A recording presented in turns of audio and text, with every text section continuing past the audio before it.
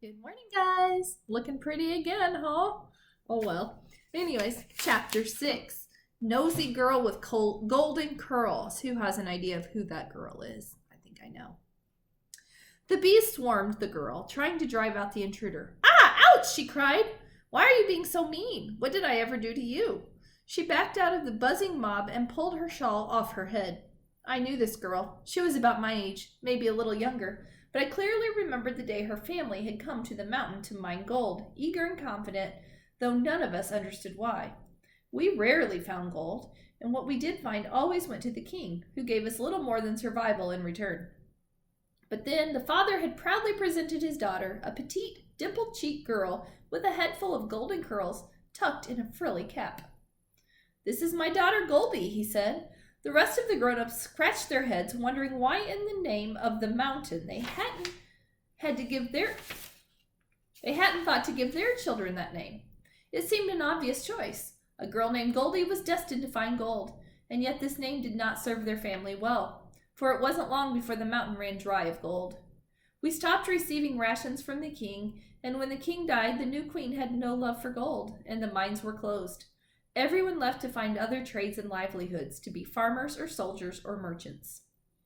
I thought Goldie and her family had moved away months ago with all the rest, but here she was, sticking her nose where it was not wanted. I just want a bit of honey, you know. I'm not here to hurt you. She scolded the bees and swatted at them with her brown shawl. I rolled my eyes. What did everyone think swatting at bees was a good idea? Ouch! She threw up her hands in defeat. Fine, keep your stinking honey. It's probably disgusting anyway. She kicked dirt at the bees and stomped off. I let out a breath and stepped into the clearing, glad to have it to myself again. I approached the swarm of bees calmly, as light as a feather floating on a gentle breeze. A few bees came and landed on my ears and shoulders and head. I didn't flinch, and they didn't sting. I've never been stung, not even when I've taken their honey. Granny says it's because they can feel my magic and it makes them calm, which I find odd since my magic makes me so uneasy. I reached into the log and pulled out a lump of honeycomb, dripping and oozing with honey, and bees, of course. The red cloak was almost completely covered with bees. Uh-oh, what happened here? I stepped away from the hive, waiting until most of the bees flew away. Then I turned and froze. Goldie was back. She stared at me wide-eyed. She had rich brown eyes that stood out against her golden curls, and an innocent look about her that most people probably found sweet, but I was not fooled. I knew that the sweetest-looking creatures could also be the most vicious and annoying, pixies, for instance. Her gaze shifted to the honey dripping down my hands. She licked her lips. How do you do that? She said. I tried for nearly an hour to get some honey, but those bees were such beasts. I couldn't get within a foot of the hive. I don't know why this went dark, guys. There we go. Sorry. That's because it's not yours, I said coldly. Oh, goodness, is it yours? Mummy is always scolding me for getting into other people's things, but I never suspected a beehive might belong to someone. Does it have your name on it? I thought your family left the mountain, I said, ignoring her questions. We did, only I had to come back because I forgot something. Very important. I'm looking for... How did you find this place? I interrupted. I didn't care a bee stinger what she was looking for. Oh, it was easy. I have a knack for finding things that are golden, of course. It's part of my destiny. Which reminds me, I've always wanted to ask you about your destiny, Red. It's a strange name. Everyone says it's evil. They say you're a witch. Are you? Goldie looked eager, like a witch was some exotic animal she'd never seen before. I shifted uncomfortably. The honey continued to drip over my fingers and down my arm. Goldie eyed it hungrily. Maybe if I gave it to her, she'd go away. I held our dripping honeycomb. Here. Oh, how kind of you, Goldie took the honeycomb and licked it. This is so good. She licked all the honey off her fingers and palm and then ate the comb itself, much like a bear would. Thank you, she said. That was just what I needed. I thought she would leave then, but she didn't. She made herself comfortable on a nearby stump and spread her brown shawl around her. This was my hive and my honey. I wanted her gone. Now. You have to go now, I said. Why? Because of the bees. They might try to sting you again. They're not stinging anymore. Now that you're here, you must be a bee charmer. Is that a part of your destiny? Yes, I said. Now leave or I'll set the bees on you. Goldie's eyes widened, but with interest instead of fear. Can you do that? Can you make them do what you want? Yes, I lied. I could do no such thing. Goldie licked her fingers and stood up. Show me, she said. Make them do something, but don't set them on me. Make them do something else. I'm not going to make them do anything, I said. But you can, can't you? I rolled my eyes, then had a stroke of genius. I pointed behind Goldie in feigned terror. Bear, I shouted. Goldie whispered around. Where? It's coming this way. It wants the honey. Run for your life! Goldie shrieked and jumped up. She started to run and unfortunately grabbed my hand and tugged me along with her. Faster, Red, it's going to eat us. What could I do? I had to run from an imaginary bear. We ran for a few minutes, then I pulled Goldie to a stop. It's okay now. I think it went the other direction. She slumped against a tree. I thought we were going to be eaten, she gasped. There are so many frightful creatures in the woods. Yesterday I tried to find the witch of the woods, but when I got to her house, there was a wolf. It was wearing a nightdress. Do you think it ate the witch? Ah, so this was the chatty girl who had bothered Granny. I didn't really want to draw Goldie into a conversation, but I couldn't help myself. Maybe. What did you want from the witch? Goldie sighed. A love potion. Of course. Goldie had probably fallen in love with some silly boy who didn't like her back, so she ran away from home in search of a love spell. It was a common tale that always ended badly. You don't want a love spell, I told her. Of course I do. I need it. Magic doesn't turn out the way you expect.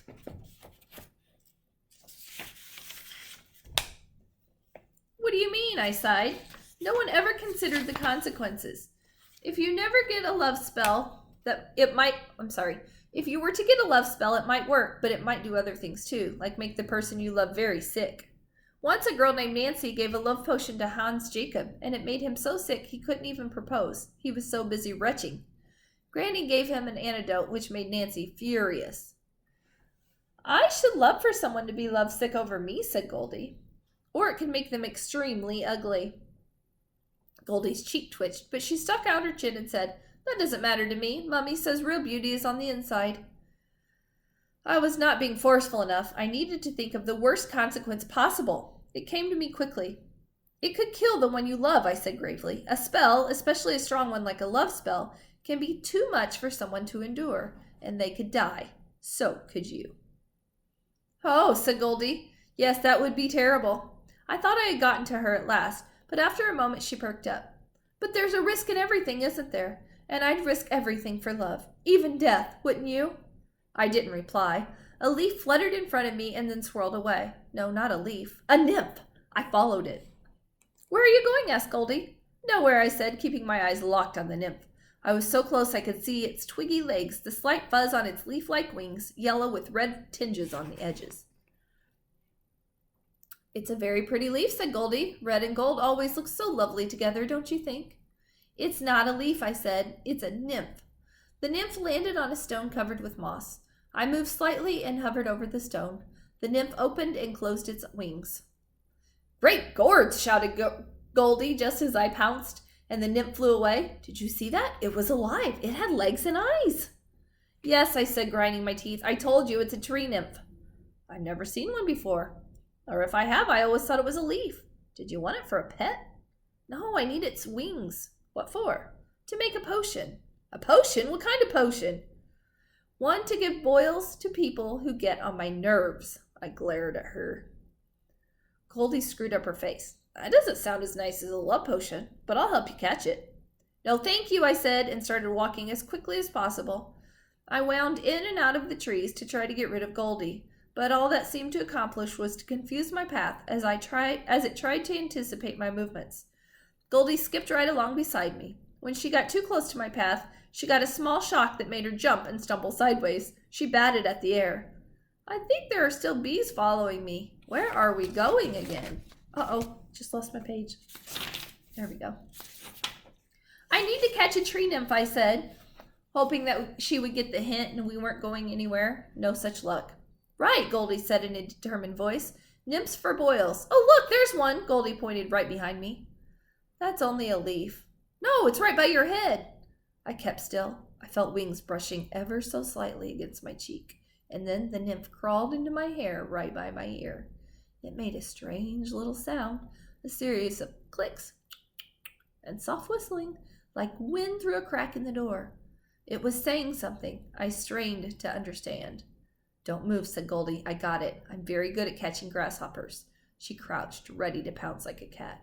No, don't! Goldie sprang toward me. My path exuded a blast of air so strong that Goldie's frilly cap blew clean off her head and she tumbled to her rear, but the blast scared off the nymph, too. Goldie shook her head. Great gourds, what a wind! That came out of nowhere. Did you feel it? I clenched my teeth and my fists. I was taking every ounce of my control not to punch Goldie in the nose. I'd punched people for lesser offenses. I spun around and started walking fast, but Goldie ran to keep up with me and chattered away. Don't worry, I'm sure we can catch another. We just have to keep trying. Mummy always says you should never give up, unless, of course, you're doing something wrong, in which case you should give up entirely. And it has occurred to me that trying to make a potion to give people boils could be wrong, don't you think? I'm not trying to poison people, I blurted. I needed those nymph wings to make a medicine for my granny who is ill. I trembled with rage, but Goldie mistook it for sadness. Oh, Red, she reached out and took a hold of my hands. I'm so sorry. My granny died when I was little, and I cried and cried. I tore my hands out of her grasp and folded my arms. The last thing I wanted was for Goldie to think she understood me. She's not dying, I said, and I never cry. Don't worry, said Goldie. My mummy always knows what to do in these situations. Maybe your mummy knows what to do as well. As much as I didn't want to take any help or advice from Goldie, she had a point. Mama and Papa would know what to do. If I could find a gnome to take them a message, then they'd come home. They could be back by nightfall. I ran through the trees so fast my path could barely keep up with me, and I spooked the birds and other creatures who scattered before me, twittering warnings. Message, I called, message! I shouted as loud as I could into bushes and burrows. There were more likely places to find gnomes, but like pixies, they had mostly fled the mountain. They preferred to live near crowds where they could deliver lots of messages, but there had to be at least one. I need to send a message now, you stupid gnomes! I stomped my foot and punched a tree, which accomplished nothing, but it hurt my hand. Are you trying to catch a gnome now? I can help. I don't need help, I said. I'm really good at finding gnomes, she said. Good for you. Message, I called again. Message, Goldie echoed. I think we'd do better if we went this way. She pointed towards the stream. I nodded. Go ahead then, I said. Goldie skipped ahead while I turned and quickly went in the other direction. Oh, look, I found one! I nearly crashed into a tree to stop myself. I whipped around and looked back at Goldie. Where? I asked. There! Goldie pointed towards some tall grass. I don't see... The grass moved. Then it grunted. A head bobbed above it. Gnome! I lunged forward and snatched up the gnome by the scruff of his neck. The gnome immediately started kicking and grunting, which is normal behavior for gnomes until you tell them that you want them to send a message. Then they calm down and listen. I want to send a message to my parents, Agnes and Thomas. But the gnome did not calm down. Let me go! Let me go! He thrashed and flailed his little limbs, and then he bit me. Ouch! I let go and he fell to the ground. There were teeth marks on my pointer finger. Blood dripped down my hand. Never ever would a gnome bite a person who wanted to send a message. I looked down at the creature and inspected him more closely. He was slightly bigger than most gnomes, and his features were sharp and shrewd. He was all points. Pointy nose, pointy ears, pointy beard. He wore a pointy hat, too, and long, pointy shoes.